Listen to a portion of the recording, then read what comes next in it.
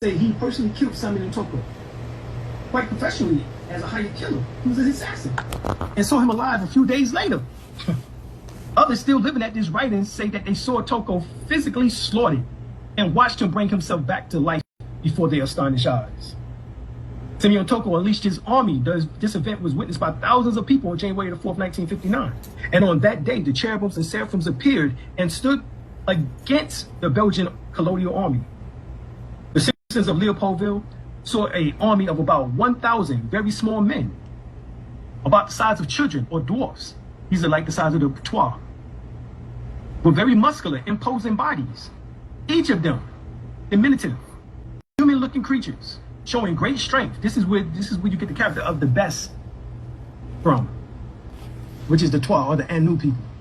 For example, a witness saw one of them flip a 5-ton truck over with one arm. God damn. The Belgian soldiers fired at these little brown angels with no effects. Terrified, the colonial army was thrown into confusion.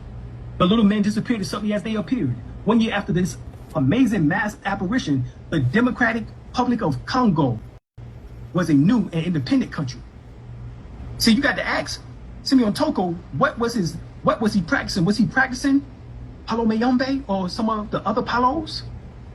Because he was from the Congo. During a stay in Angola in 1990, foreman held in Simeon Toko and set him up to crawl under the blade of a sea sower.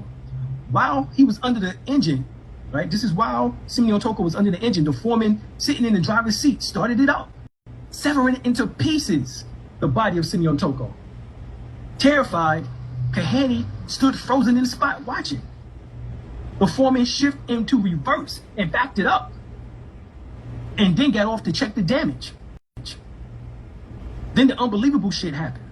Before Kahani and the 2 Portuguese accomplices, the body of Simeon Toko recomposed itself. Simeon Toko stood up, and Kahani could not believe his eyes. The Portuguese ran away in terror. And from that day on, Kahani believed in the Lord, and his entire family converted to the church of Simeon Toko. Of course. Of course. Simeon Toko, all right, was on my altar, along with Sami Kabangu.